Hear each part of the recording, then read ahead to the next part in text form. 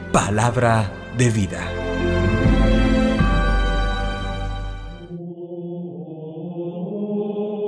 Lectura del Santo Evangelio según San Marcos, capítulo 16, versículos 9 al 15. Jesús, resucitado al amanecer del primer día de la semana, se apareció primero a María Magdalena, de la que había echado 7 demonios. Ella fue a anunciárselo a sus compañeros que estaban de duelo y llorando. Ellos, al oír decir que estaba vivo y que lo había visto, no le creyeron. Después se apareció en figura de otro a 2 de ellos que iban caminando a una finca. También ellos fueron a anunciarlo a los demás, pero no les creyeron. Por último se apareció Jesús a los 11, cuando estaban a la mesa, y les echó en cara su incredulidad y dureza de corazón, porque no habían creído a los que le habían visto resucitado, y les dijo: «Id al mundo entero y proclamad el Evangelio a toda la creación». Palabra del Señor.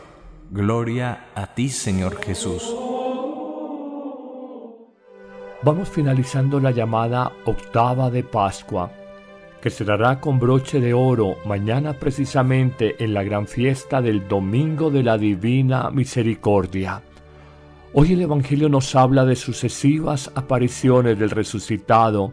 En primer lugar, a María Magdalena, que va a anunciar al grupo de los 11 que Jesús resucitado se le ha aparecido, pero ellos no le creyeron. En segundo momento se aparece a 2 discípulos camino a una aldea, quienes gozosos y convencidos de que Jesús vive, van a anunciarlo a los discípulos, pero ellos tampoco lo creen. Finalmente, en una tercera y última aparición, Jesús está con el grupo de los 11 en el contexto de una comida, se aparece a ellos y de entrada les recrimina por su falta de fe, por su incredulidad. Pero esta realidad del grupo de los discípulos, cercanos colaboradores a Jesús, que escucharon el timbre de su voz, que conocieron el brillo de su mirada, que de primera mano fueron testigos de tantas sanaciones y acciones prodigiosas, hoy se han echado para atrás. Pero no es solamente la condición de los discípulos de hace 2000 años. Nosotros también experimentamos grandes dificultades o impedimentos para creer, para la fe. Señalemos 3 de ellos. El primero, los miedos. Cuando ante situaciones adversas, ante reveses grandes en la vida, nos acobardamos, de alguna manera, de forma implícita, estamos afirmando que los problemas de la vida son más grandes que el poder de Dios, lo cual va en contravía de una verdadera fe cristiana, porque Dios es más grande que nuestros problemas. Dios es infinitamente superior a nuestras dificultades y pequeños reveses de la cotidianidad. Pero hay una segunda conclusión o un segundo impedimento de la fe, y son las miradas demasiado racionales que tenemos en la vida. A veces obramos por la pura lógica o por la pura apreciación muy humana por demás, que nos impide sobrenaturalizar acontecimientos como por ejemplo la enfermedad, la muerte de un ser querido.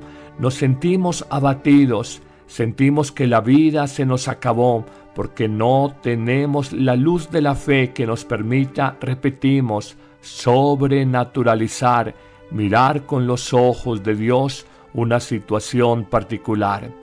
Hoy te invito para que la realidad que hoy vives de adversidad en tu vida de salud, en tu vida afectiva, en tu vida económica o moral, descubras que allí hay una oportunidad, una valiosa oportunidad para crecer en lo humano y sobre todo en tu fe religiosa.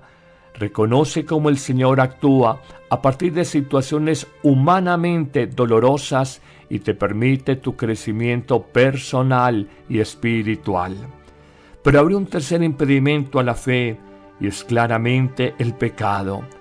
El pecado nos oscurece la conciencia. El pecado nos impide pensar como Dios, mirar como Dios y sobre todo actuar como Dios lo haría. En lo humano, los discípulos, quizás por su pecado, salieron corriendo en la hora de la adversidad cuando Jesús fue aprehendido. Pero Jesús, por ejemplo, frente a una hora difícil como su captura, supo ponerse confiadamente en manos de Dios. Ahí encontramos dos actitudes distintas, la de los discípulos con pecado humano, la de Jesucristo que siendo hombre en él no hubo pecado. Cómo sabe abandonarse confiadamente en medio de las más grandes adversidades en las manos providentes y amorosas del Señor. Dame la gracia, Señor, de creer más.